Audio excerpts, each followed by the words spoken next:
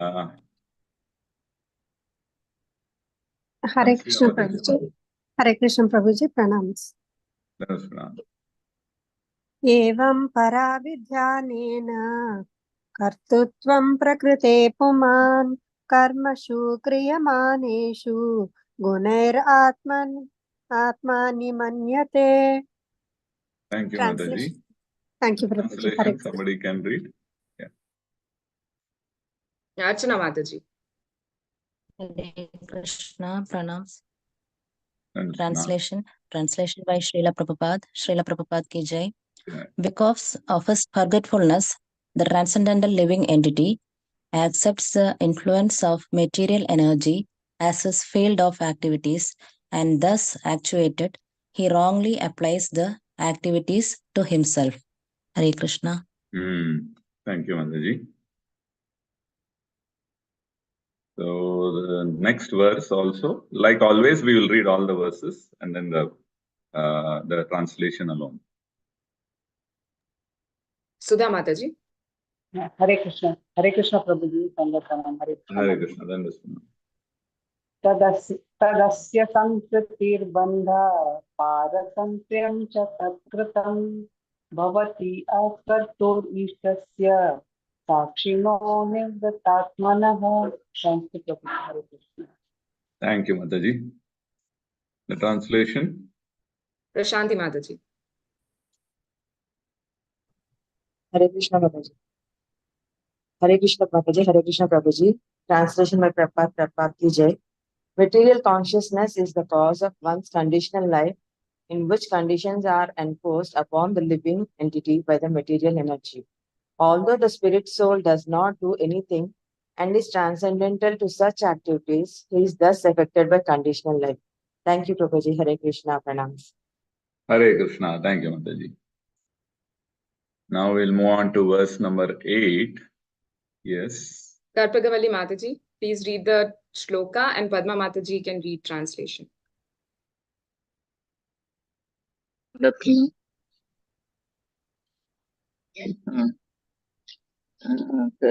Text 3.26.8.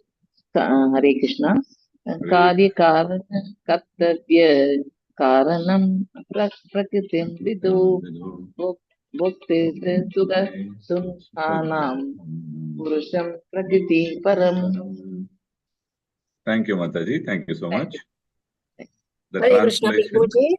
Hare Krishna Prabhuji. Translation by Srila Prabhupada ki jai. The conditioned soul's material body and sensors, and the sensors presiding deities, the demigods, is a material nature. This is understood by learned men. The feelings of happiness and distress of the soul, who is transcendental by nature, are caused by the spirit soul himself. Thank you, Prabhuji. Hare Krishna. Thank you so much. We'll move on to verse number 9. Shobha Mataji. Hare Krishna, Dandot Pranam Mataji and Prabhuji. Am I audible? Yes, Mataji, you are. Haribol. Yeah. Devahuti Vach Prakrite Purushasyapi Lakshanam Purushottama Bruhi Karanayo Asya Sat Asatcha Yat Atmakam. Haribol. Yeah. Thank you, Mataji. Hare Krishna. Thank you, Mataji.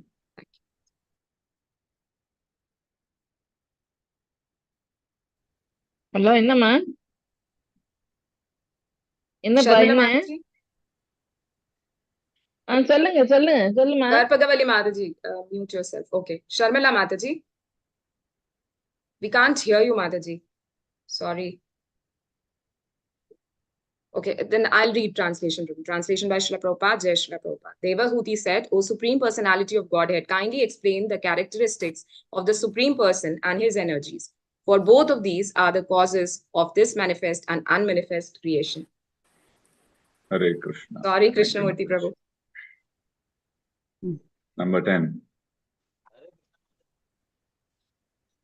Prabhu, it's still 9 in the schedule. Or till 9? Yes, Prabhu. 6 to 9, is it? Yeah. Okay. 10th is on Wednesday, if I'm not wrong. Yeah. 6, 7, 8, 9, 10, I thought. Okay. Fine. We can. So you've checked No problem, it, right? Prabhu. You can speak on it. No problem. No No, problem. I'll not cover it. That's okay. But okay, fine. So we've completed then. Thank you.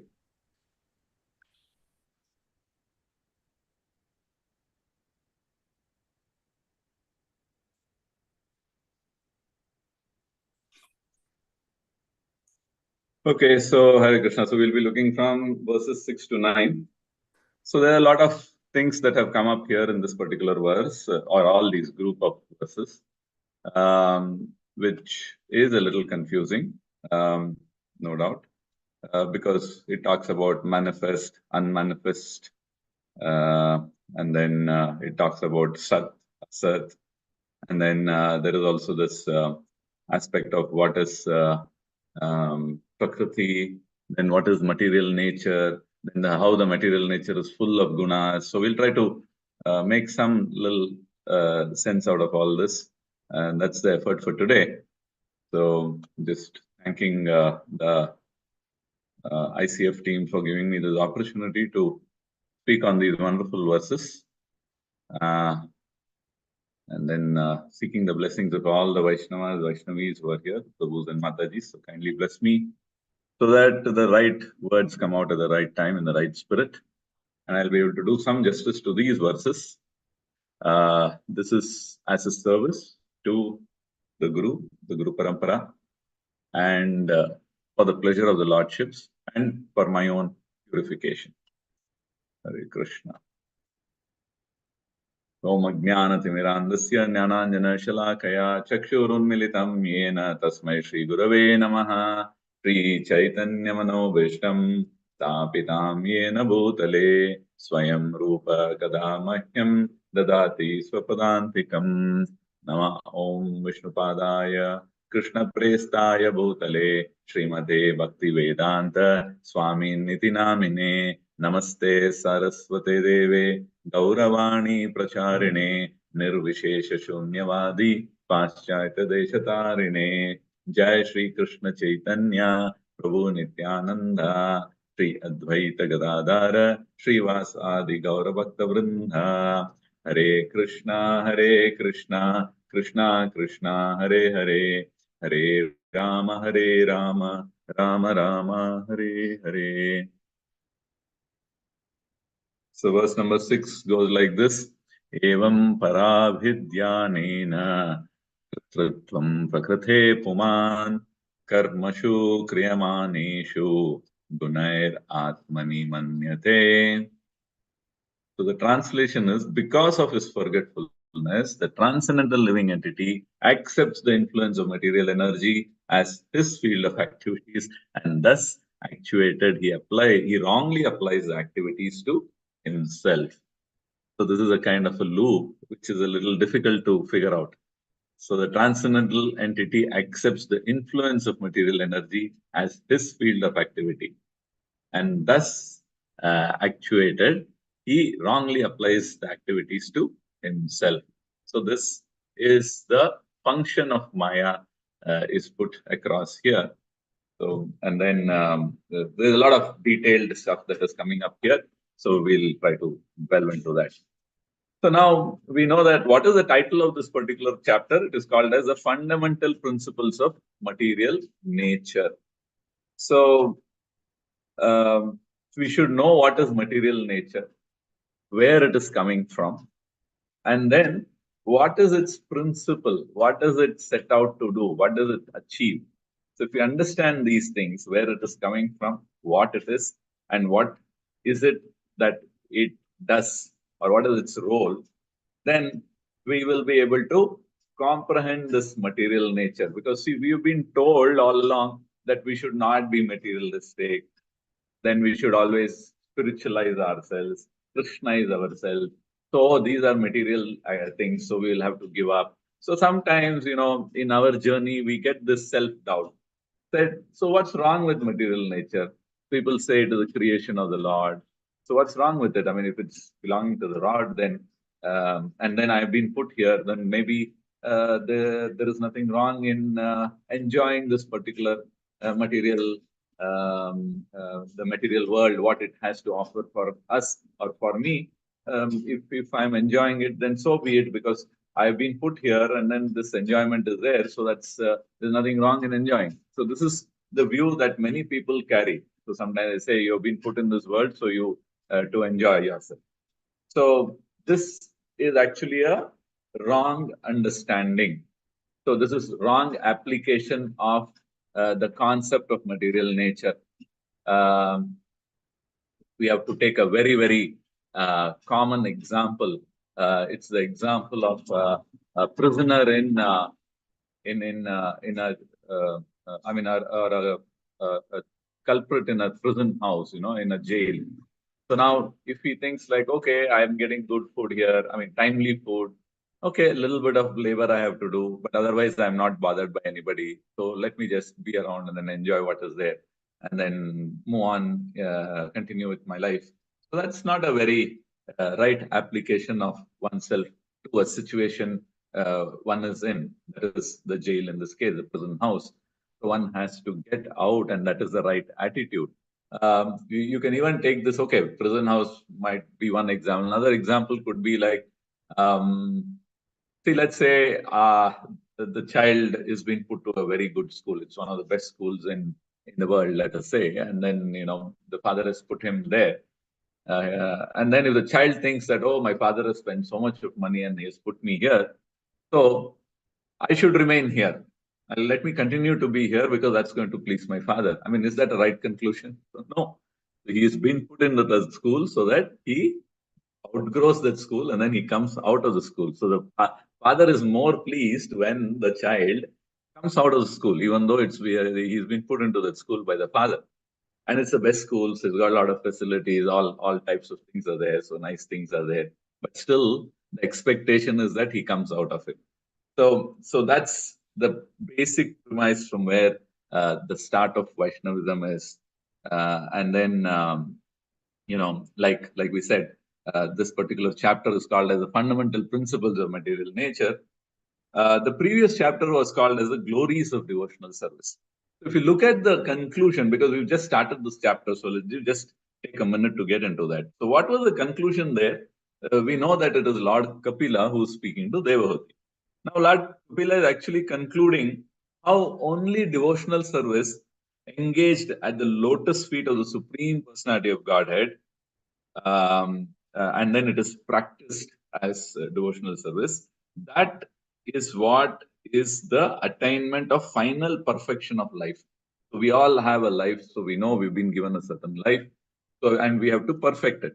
Like we've been put into a school, so we have to perfect the school learning and then come out of it. So in this way, the perfection of life is the attainment of devotional service. So that was the conclusion, the last verse in the previous chapter. And then we moved on to this particular chapter, which is verse 20, chapter 26, where the Lord says that he will explain all that is to be known.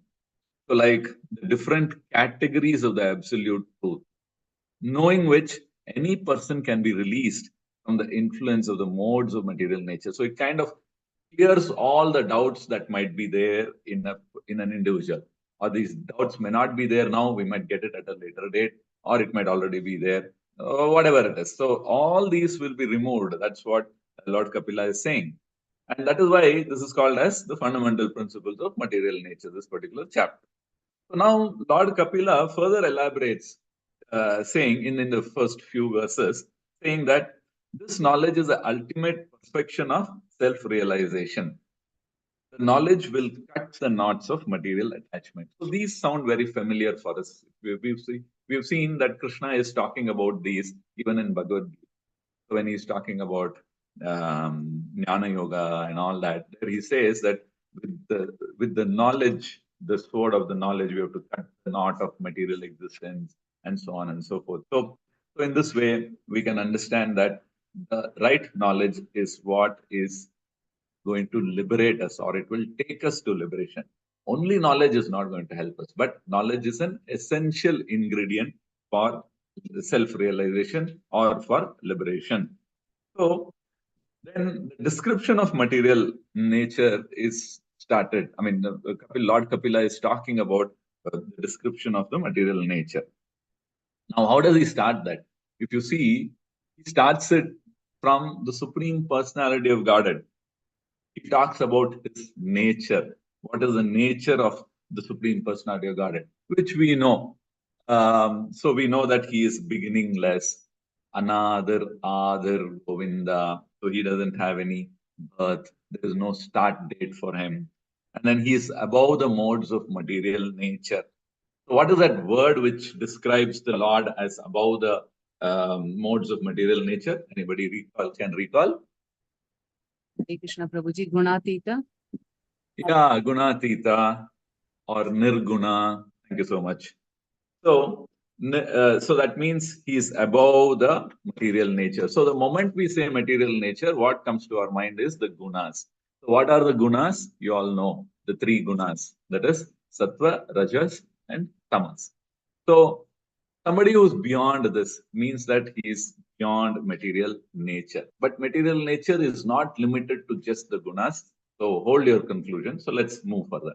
Now, he also said how the Lord is perceivable everywhere. So the omnipotent aspect of the Lord, the omnipresent aspect, and then the omniscient aspect of the Lord, we all know, like how he can do anything and he is present everywhere and he is aware of everything. So omnipresent, omnipotent, and omniscient. So now such a personality, he willingly accepts a certain lower position. So we know that. What is this lower position? It takes an avatar. Coming down. Coming down means what? Avatar. Avatar's meaning is coming down, right? So it takes a lower position just to give pleasure to the devotees. And what are the examples of that? Where he has taken a lower position to give pleasure to the devotees? There are plenty. Becoming the chariot, Prabhuji. Chariot, Partha Sarathi, very nice. And then the Damodar Leela, so where the Lord takes a position of a child and then he's giving that particular pleasure to Yashoda Mai. I mean, everything, all of whatever we know or we have heard of the Lord is all there as Leelas, what we describe as Leelas, also called as pastimes in English. So this is all basically where the Lord is taking a position lower than his actual position. Correct, na? If you just think in whatever way you see, it will all be that only. So there is no need for him to do that. We know that. But then he accepts it. So that is why it is called as pastime. It is not like he is forced to do that or he ends up with that because he doesn't have a choice. No, it's not like that. He just willingly takes that position. So that is why those activities that are performed by the Lord in that position is called as leelas or pastime. Now, what is he actually doing? What is the Lord doing? He is actually accepting the subtle material energy, which has these three modes of material nature. That is guna maya. So it is guna maya. It is full of these three gunas. Which one? Material nature or prakriti. It is full of that. And this, he is accepting this. And what is this material nature? It is actually the material energy of the Lord. So the material energy means it is again coming from the Lord. But then the energy we know is in a lower position than the energetic. The person who possesses the energy is in a higher plane than the energy itself. So he is accepting this energy, coming down, and then he is performing certain activities which are called as leelas. So now that is the position of the Lord. One needs to understand this position of the Lord very, very clearly. Otherwise, Prabhupada in the purports in verse 6 and 7, he brings out this aspect very clearly, where he says that if we are not aware of this position, then we might wrongly conclude. So wrong conclusion is what? It is like he gives the example of how Mayavadis, they will conclude a little differently. So we'll try to see that, okay?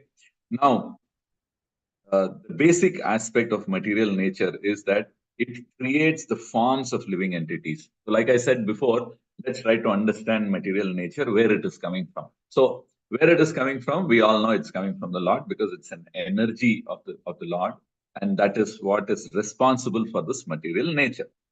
So point one is okay, a little bit we understood. Now the next aspect is, what does it do? What it does is, or its function is, that it creates the forms of living entities, and seeing this, the entity is illusioned by the knowledge covering feature of the illusory energy. So now material energy, material nature, illusory energy are all for the time being synonyms, even though at a very deep level there is some difference, but then we can take it as collectively for the moment. So now when we say that what does this material nature do, it has this quality of covering the the knowledge covering feature. That's one of the features of this material energy, or Maya. What does Maya do? It puts us into, it covers us, right? It puts us into ignorance. So the living entity is actually made to forget his nature.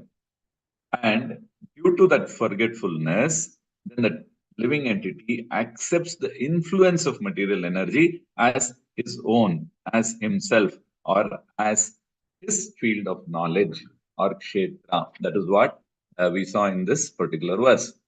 So now what does that mean? It means, very simply, means that a person who's embodied, like who's taken a body, forgets himself. When I say a person, whom am I referring to here? I'm referring to the soul. So the soul person forgets his own identity, that he is a soul, and then he takes on the identity of the covering, that is the body, or the external body, that is that he's been given. So he thinks himself to be Mr. So and so, or he thinks himself to be cat, or he thinks himself to be the dog. So the covering could be anything. It could be human covering, it could be animal covering, plant covering, or whatever. Of course, in the plant covering, the consciousness is very low, so we don't discuss much about it. But whatever is the covering, the person thinks himself to be that. And then he begins to act like that. So that is what is the field of knowledge. What is the field of knowledge? In Bhagavad Gita, you have read. It is kshetra. Kshetra, kshetrajna, who's the knower of the field, and then the field of knowledge, activity, all of that, So when we recall those things, then we will realize the field of knowledge and the field of activity is very similar, and it is the kshetra. Then he is acting like that, and he wrongly applies the activities to himself. So what is the conclusion then? The famous conclusion is, I am somebody can fill this up? Boss. I am the boss, or I am the doer. Yeah. I am the one who is doing. But now, who is the doer? In Bhagavad Gita, we know Krishna himself has said, he says, what is that? Prakrite kriyamanani gunai karmani sarvashaha ahankara vimudhatma kartaham iti manyate. So where, what does that mean actually? It says that the activities are actually not done by the individual. He thinks that he is the doer. Correct? So now, just a second. Yeah. So in this way, Krishna is bringing out that concept of how one gets misled, thinking himself to be the doer, because Krishna is speaking from the soul level. So we are souls, individual souls, because we are in this material world. We get influenced by this material world, or influenced by material world means we get affected by the material nature that is prevalent everywhere, that is pervading the material world. So this material nature has the three gunas. Gunamayi, the material nature is Gunamayi, and it is the energy of the Lord. So the source where it is coming from, it is the Lord, it's the energy of the Lord, and then it has these three gunas, and then it covers this living entity, because the living entity is very, very small, Anu. So now there is a difference between living entity and the Lord. We know this. What is it? When the material and when the living entity, the jivas or the jiva tattva comes in contact with the material nature, then it gets contaminated or it allows itself to be influenced by it. Whereas when the Lord comes in contact with material nature, what happens? Can anybody say? Will it influence the Lord? No, Prabhuji. No, the Lord will not be influenced by it. That is the difference, essential difference between living entity and Lord. But some of the philosophers, they forget this. They think the Lord and the living entity are the same. So then what happens? All wrong conclusions begin. What is that wrong conclusion? They'll say that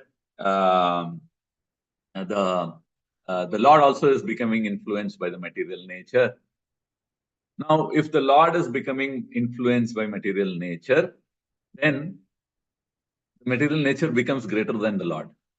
So if something is greater than the Lord is not existing, it is not there anywhere. Because asama urdava, there is nothing that is equal to the Lord or that is greater than the Lord.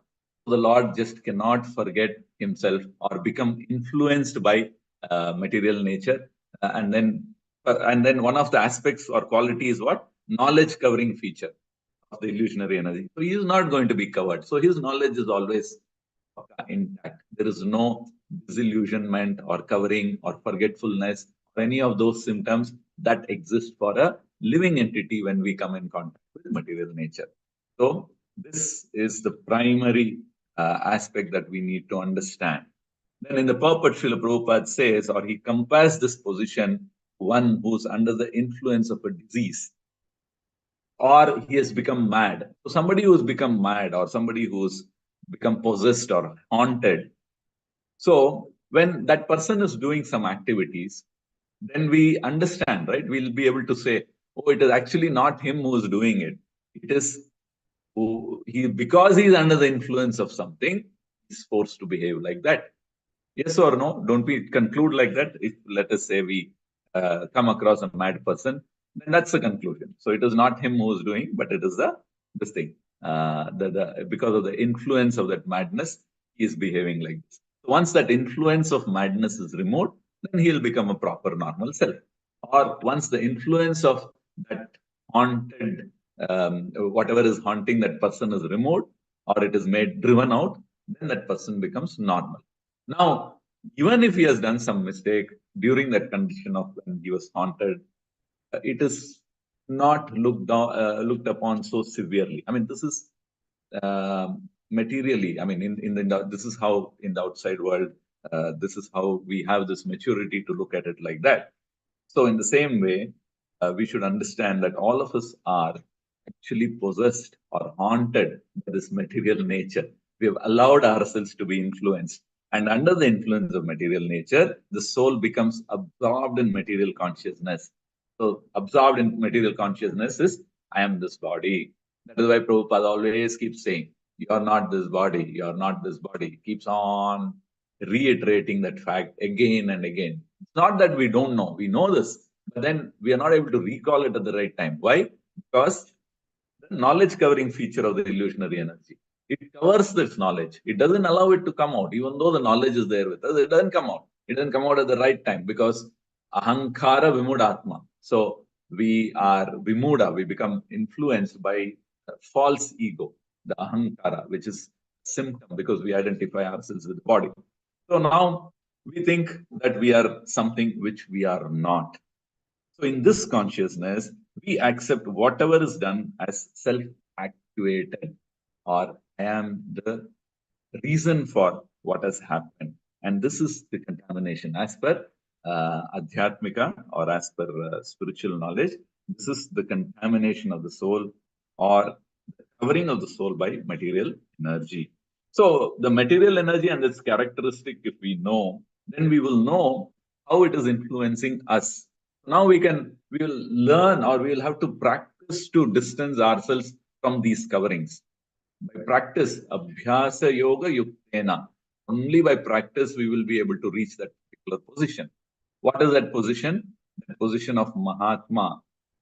So, firstly, when one is not in Krishna consciousness, then one is in material consciousness. So, let's be aware of that. So, there are only two options here. There's no in between.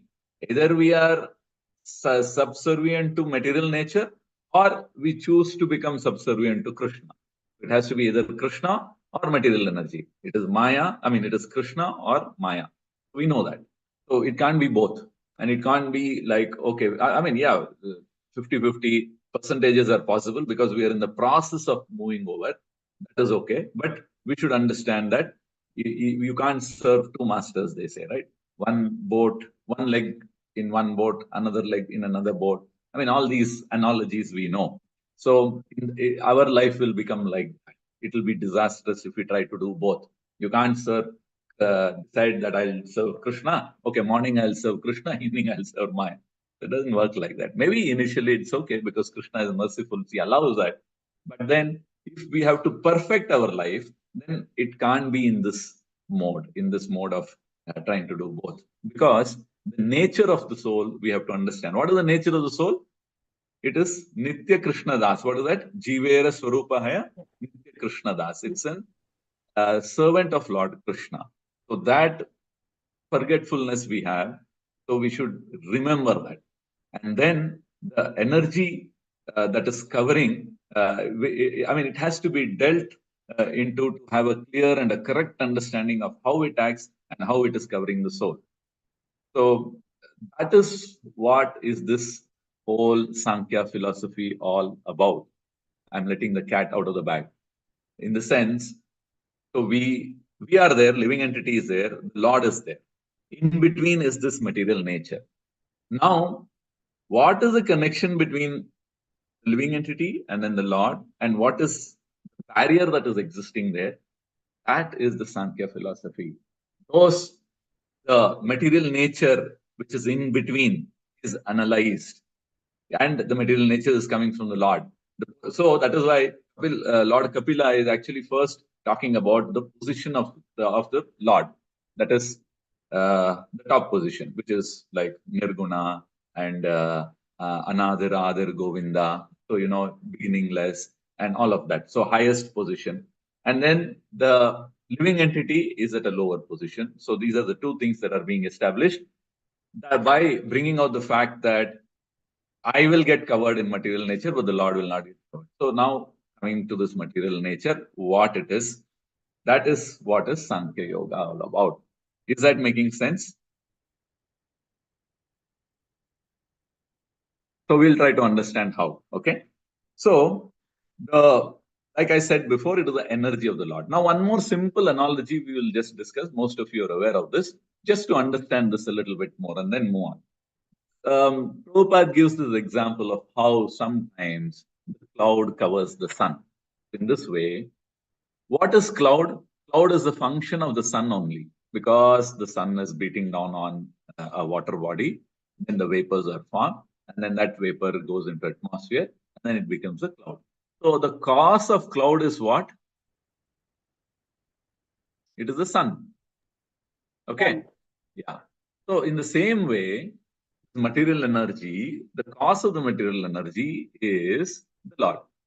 And it does the same function as a cloud. What does the cloud do? It covers the sun only and makes it not shine bright, or it doesn't allow it to come down. So it becomes very dark and all. So in the same way, the material energy covers the knowledge of the Lord, and thereby we are not able to see ourselves or the Lord very clearly with respect to ourselves. Like how when the cloud is there, we are not able to see the sun with based on where we are, our position and the sun's position. The cloud is coming in between. So we are not able to see, we are not able to derive the full benefit of the sun. So in the same way, material energy comes in between. So the living entity is not able to derive the benefit of the Lord, or it's not Purnam, it's not complete. It is not its constitutional position of serving the Lord, or that doesn't happen because it thinks himself to be the doer and it thinks himself to be the living entity. And so the Lord is forgotten. So this is the aspect. Now, what is our job? Our job is to remove that cloud, blow it away, and then with a wind, like just say somebody blows away, a wind comes and then it blows out that cloud, then the sunlight comes through. Then everything is becoming clear like before. In the same way, this material nature, ignorance is blown off or it is removed. Then we will be able to relink ourselves with the Supreme Personality of God. That is what our whole effort is, right? To re-establish the lost relationship that we have had with respect to the Lord, to remove this covering, to blow the cloud, to remove the veil. Kunti Prayers also talks about it. Maya Javanika Channam. Javanika Channam is a curtain. So Maya is like a curtain which is covering me. I'm not able to see you, Krishna. So that's how Kunti Maharani is praying. So like this. So now, in this verse, Lord Kapila is saying that the cause of one's conditioned life, what is it? Why am I here like this? It is because it is of my material consciousness and nothing else. So material energy is enforcing certain conditions on the living entity. Now, why does that do? We know that. That is basically because of the karma. So the spirit soul does not do anything and is transcendental to such activities. He is thus affected by conditioned life. So one more example that generally is taken is a drunkard person. The person who is drunk, he is influenced by that alcohol. So any activity he does, it is alcohol in him that is making him do it and not he himself. So he in his normal senses will not do such activities. So this is one more way of looking at it. So Prabhupada brings out the aspect of Veda, how the living entity and the Lord are different, two entities, supreme entity and the living entity. But then the Mayavad philosophers do not differentiate between the two, and they say that both are same. So he says that the existence of living entities like Leela or pastime, they make some wrong conclusions like that. They say whatever is happening to the living entity, like I've taken a certain body, that also is Leela or pastimes of me. I'm enjoying something there. It's a very wrong conclusion. It is like saying that even though he has become a stool-eating hog, he's enjoying his pastimes. No, that is not applicable. Pastimes or Leelas are not applicable for living entities. This is a dangerous interpretation, Prabhupada is saying. So living entity is forced to take that type of body due to his own karma. That's the third angle or aspect coming in. So it is not referred to as pastimes. Pastimes are reserved only for the Lord. So the Veda is maintained here. A person is punished in jail for any wrongdoing is not, I mean, you don't refer to that as Leelas or willingly accepting prison term. You don't go and then say or conclude saying that this person is in jail, he has willingly accepted the jail term. No, he's been put into the jail for wrongdoing. He was trying to avoid, but then he was caught and then he's put there. So that is not willingly accepting prison term. But for the Lord, it is not like that. He is put into prison. Now this living entity is put into prison due to his misdeeds. Leelas or pastimes is willingly or voluntarily accepting a position and playing out that role. Like how Partha Sarathi, nobody told him that you become his driver now or anything like that. He did it out of his own love for the devotee. Even baby Krishna, and that is Damodara. So same logic, where he did it willingly. So just like pastime, I'm doing something just like that, you know. I don't have to do, but I'm doing it. Like in they say, no, like time pass, I just did something. Like I did some hobby, something like that. No, something similar to that. So the Lord comes like that. He need not, but still he comes. So, so another example is of, okay, I think we've understood this. So Lord Krishna in Bhagavad Gita says that Maya is his material energy. So I'm just reiterating that. And it is, this energy is very, very difficult to overcome. We know that Bhava Sagara, this energy is insurmountable. That is the word that is used. But if the living entity simply understands that his constitutional position is to serve Krishna, then what happens? Then he acts or he tries to act in this principle, even trying to act in this principle that I am the servant of the Lord. And then the influence of Maya vanishes immediately. The cloud is blown off immediately. Then Krishna takes charge. So you are directly in the line of sunshine. Krishna takes charge. And anyone who is surrendered to him and is helpless, he takes charge of. And that is what they say, like, Devi Prakriti Ashrita. So when you take the Ashraya of the divine, then then it's like the material influence is not there. And then everything is removed. Then Krishna says, like, in this way, if you do devotional service, then Yogakshemam Vahamyaham. So the influence of Maya will be removed by Krishna himself. Krishna takes charge, so he removes it. So who's blowing away the cloud now? It is Krishna who is blowing away the cloud of Maya, and not I am by my effort trying to do that. How can we blow away the cloud? We can't do that. We depend on the sun. And then when the cloud is blown away, then the sun is clear. So in this way, then after that, what happens? This Bhavasagara, the ocean is no longer an ocean. It is not insurmountable. It can be easily crossed over. How it can be crossed over? What is that analogy? They say it becomes, the Bhavasagara becomes so small, like the water contained in the hoof print of a calf. You'd have heard that, right? So it becomes so simple. How do you don't think much about crossing over a water puddle made by a hoof print of a calf, right? You don't even realize it is there. You just walk over it. So in this way, you can easily cross over the insurmountable. So this is the transformation from matter to spirit, from energy of the Lord to Lord. So accepting Lord's energy and then surrendering to the Lord, so that the Lord's energy's influence is diminished, is the whole tattva. It's very simple. It's not very complicated, like how we thought it out to be. But actually, it is very simple. So we have the energy of the Lord. So we have the Lord, the energy of the Lord, and ourselves. Because of the influence of the energy of the Lord, we are not able to have a clear picture. And then we have got into a mess. And then we continue with many bodies. So now, if we have to escape from this energy of the Lord, we will have to go to the Lord only. And then once we surrender to the Lord, then the Lord takes charge. Simple. So in this verse, that is in the next verse also, what all constitutes material nature is given. So what are they? Now we might ask, what is this material nature? So what is it? In the verse number 8, it is saying, the cause of the body. I have a certain body. What is the cause for this? My karma, all of it. So that is material nature. We know that. And then senses, because I've got a certain type of sense. If I'm a dog, I get a certain type of sense. If I'm a hog, I get a certain type of senses, and then all of that. There is one shloka in Bhagavad Gita, 15.9. Shrotam chakshus parshanam cha rasanam ghranam evacha adhisthaya manaschayam vishayan upasevate. What does that mean? The living entity, thus taking another gross body, obtains a certain type of ear, eye, tongue, nose, and sense of touch, which are grouped about the mind. Thus, he enjoys a particular set of sense objects.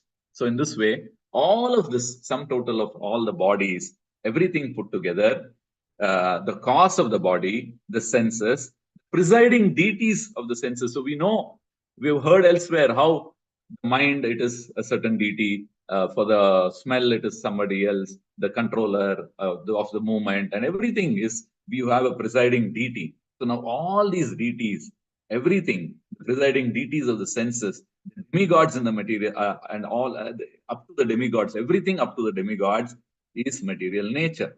So that is why they say it is all material. So sometimes it might be very confusing for us. How is it that demigods are also branded as material? So now we know that, because here in this definition it is said that what constitutes material nature is the cause of the body, the senses, the presiding deities of the senses, the demigods, is material nature.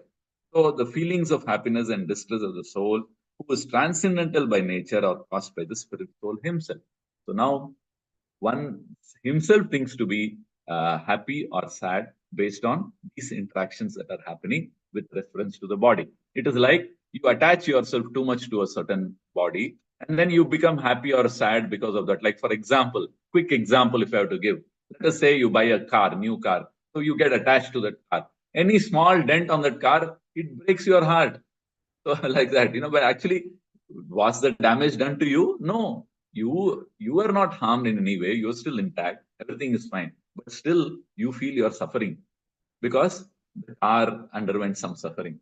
So like that, we are in that stage. I know it's not very easy to comprehend. We might have our own doubts on that, but this kind of analogy helps us to make a good start at trying to disassociate myself from what I am not, which is coming out of this influence of material nature.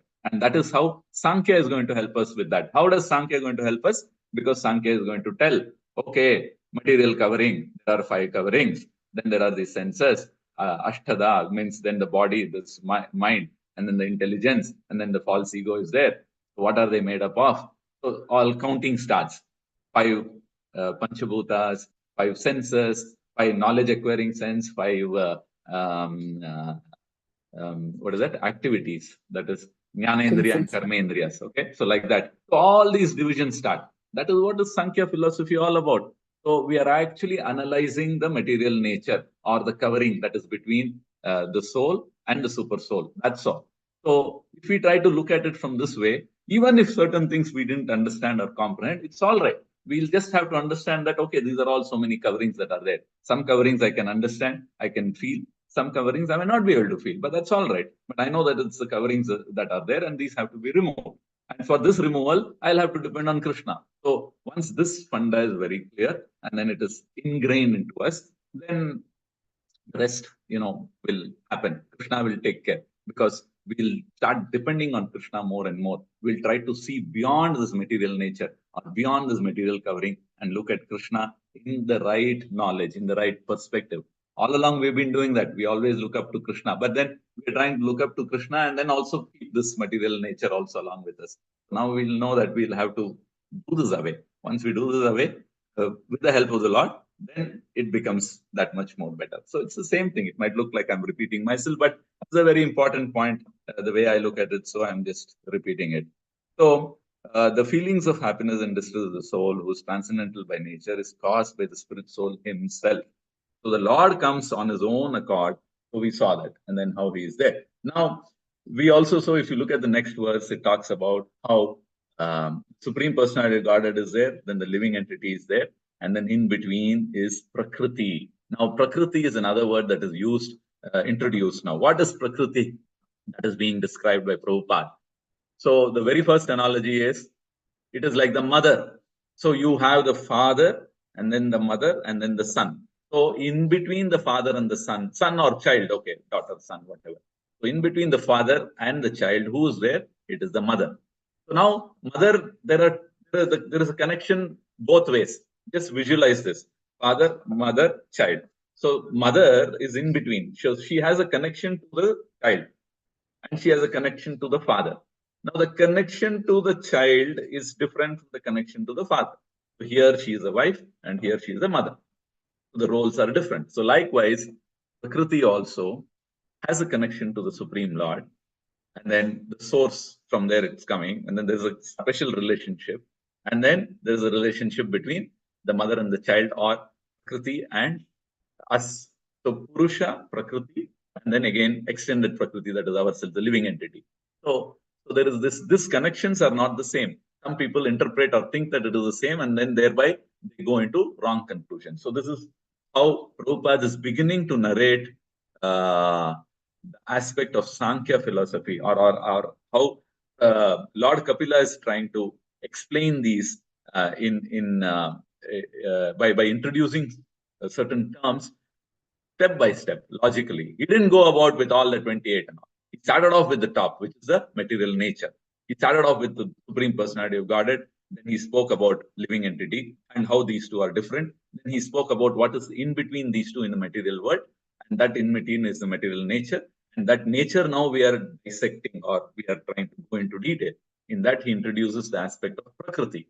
Now, Prakriti is actually the manifested form of this material nature. Manifested means what is seen, what can be perceived. So we can see all of this, right? So that is Prakriti. Now the unmanifested thing is something else. It is called as Pradhana.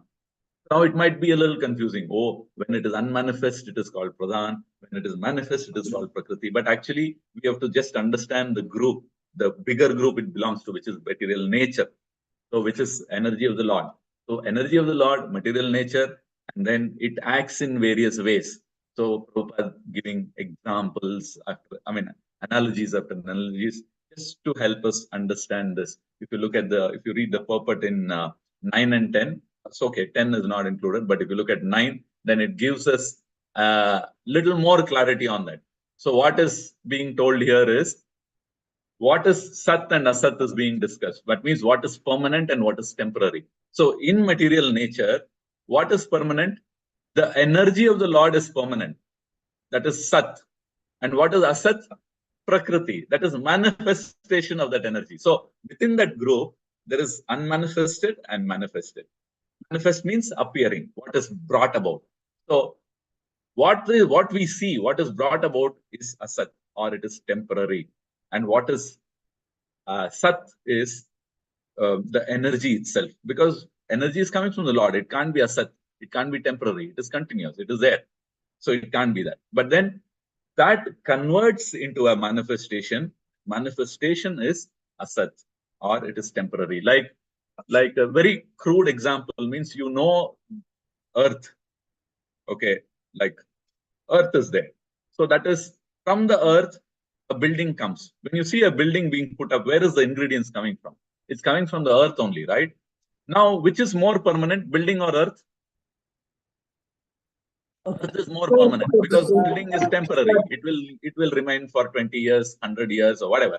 And then either the man only pulls it down, or by nature it falls down, or whatever happens. But then when it falls down, then it gets mixed into earth. It goes back to its element, right? So take this example of building. The same way, manifestation of earth is the building, just to continue that analogy. So building is Asat, or it is temporary, whereas earth is more permanent. So in the same way, you extend it to the energy of the Lord, that is permanent, whereas the manifestation is impermanent. So this is one step. You just explain that in the 9th shloka. So like this, step by step, some explanations are happening. But when we read all of this together, just remember Lord, myself, and then the material nature in between. Sankhya philosophy is all about the material nature and how it is, the ingredients are being looked into and understood. That's all. So in this way, if you look at it, then we will be able to comprehend this better. Otherwise, it will look very confusing, because there will be so many aspects that will get introduced, and then we will wonder what it is. Just after our shlokas, from tomorrow onwards, you will have all of that. You will have the 5 senses, the workings in the Jnana Indriya, Karma Indriyas, and then the Panchabhutas, and then mind, intelligence, false ego, and then Pradhana, and then Mahatattva. So all these words will come. But all of this, and then maybe now you also know the presiding deities of all of these. So extension of all of these, the presiding deities of sense, touch, smell, seeing, all of that. So presiding deities, the demigods, all of that together is the material nature. That's all, nothing else. But then we'll dissect it so that we understand it better. So that when we understand this better, then the influence of it is understood. So then we will know, okay, this is what is happening to me. So I need to get out of this. So depend on Krishna for his mercy. So our dependency on Krishna is still there, but it becomes more stronger with proper knowledge once we understand Sankhya. And that is what Lord Kapila is set out to do. So this is what I thought I'll just cover based on the shlokas that we are seeing. So and then I think we can conclude.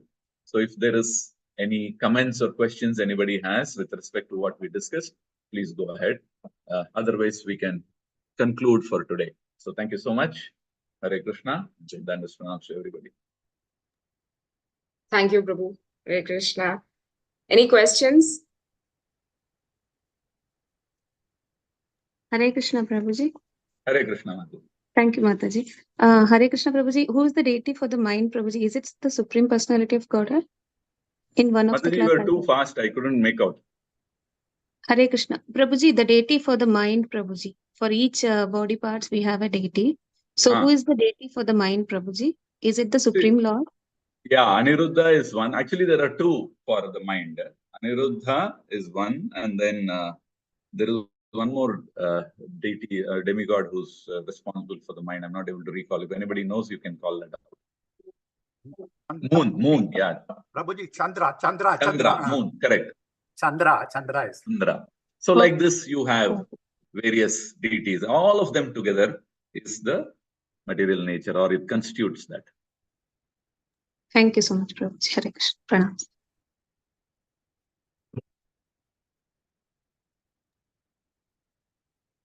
If there's no question, then we'll end the class.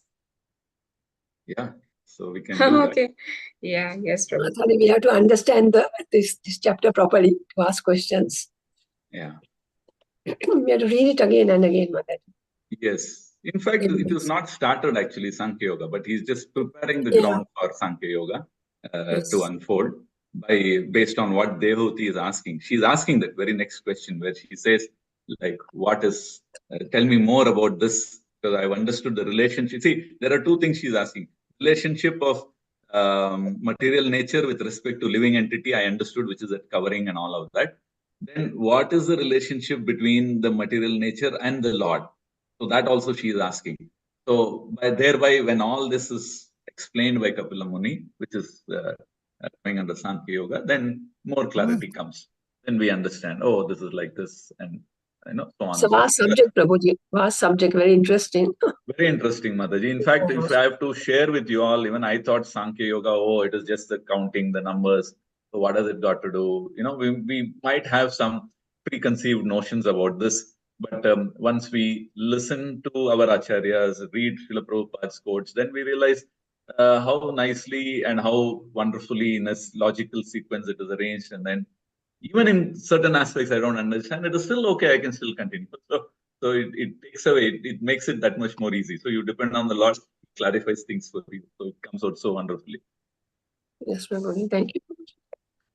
You made today's class very interesting, Prabhu. So thank you so much. Though this subject is very difficult.